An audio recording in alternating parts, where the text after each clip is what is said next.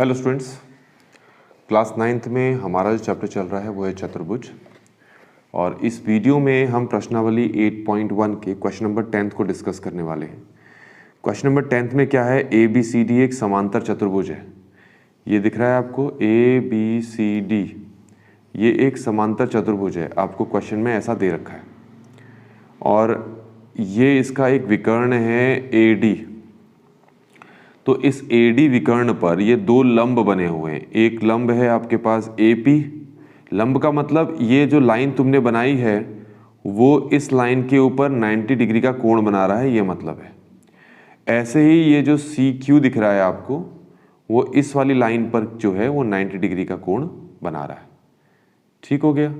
तो ये दोनों कोण 90 डिग्री के हैं और प्रश्न में भी यही कहा है कि जो CQ है वो BD के क्या है, लंब है।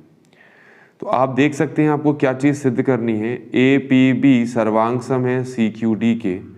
तो APB मतलब ये वाला जो त्रिभुज दिख रहा है आपको, इसको सर्वांग सम सिद्ध करना है CQD के, CQD इस वाले त्रिभुज के।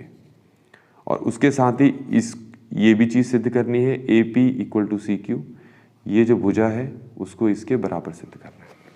तो यहाँ पे सारी चीज़ें मैंने पहले से लिख दी हैं कि ABCD एक समांतर चतुर्भुज है और AP लंब है BD पर, तो उसको ऐसे लिखते हैं। AP ये लंब का चिन्ह होता है, AP लंब है BD पर और CQ भी लंब है BD पर, ये लिख दिया। और ये दो चीज़ों को आपको सिद्ध करना है। APB जो APB है, APB ये रहा वो त्रिभुज, इसको सर्वांग सम सिद्ध करना है आपने CQD के, जो कि ये वाला त्रिभुज है। तो चलिए स्टार्ट करते हैं। सबसे पहले जिन दो त्रिभुजों को सर्वांग सम सिद्ध करना है उनका नाम लिख लेते हैं। तो त्रिभुज APB और त्रिभुज CQD में, तो मैंने पहले इन दोनों का नाम लिख लिया। अब इन दोनों में क्या क्या चीज़ बराबर है। पहली चीज़ तो है कि AB किसके बराबर है, DC के। AB किसके बराबर है, DC के। रीजन यहाँ पर क्या लिखना है कि ABCD एक समांतर चतुर्भुज है और उसमें आमने सामने वाली भुजाएं बराबर भी होती है, समांतर भी होती है। अगला, क्योंकि ये दोनों भुजाएं एक दूसरे के समांतर हैं, तो बच्चों देखो Z बन रहा है यहाँ पर। तो ये जो कॉर्नर वाले एंगल्स हैं इसको नाम 1 रख लेता हूँ, इसको 2। तो एंगल 1 एंगल 2 के इक्वल है। रीजन आप क्या लिखोगे, एकांतर अंतः कोण। ये समझ में आ गया होगा आपको।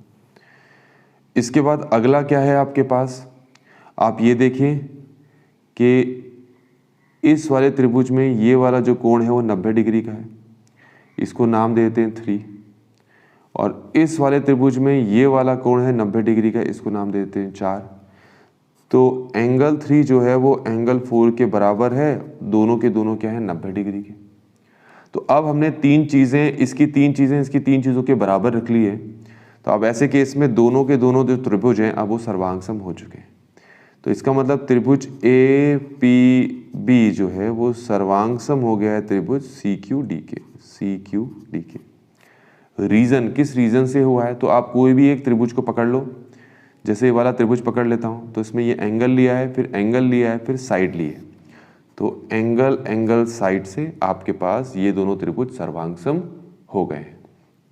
तो अब इसकी सभी भुजाओं के बराबर होंगी। पर हमें क्या चाहिए, हमें चाहिए कि ये वाली भुजा इस वाली भुजा के बराबर सिद्ध करना है। तो हम यहाँ पर लिख लेंगे कि AP भुजा किसके बराबर है, CQ के। और रीजन क्या देना है आपको, CPCD। तो इस तरीके से बच्चों हमने इन दोनों त्रिभुजों को सर्वांग सम सिद्ध भी कर दिया और साथ ही साथ CPCD में जो भुजाएं बराबर आनी थी वो भुजाएं मैंने बराबर लिख दी। तो अब हमारे पास ये दोनों पार्ट हैं, ये प्रूव हो चुके हैं। आई होप कि आपको ये पूरा सोल्यूशन समझ में आया होगा। Thanks for watching.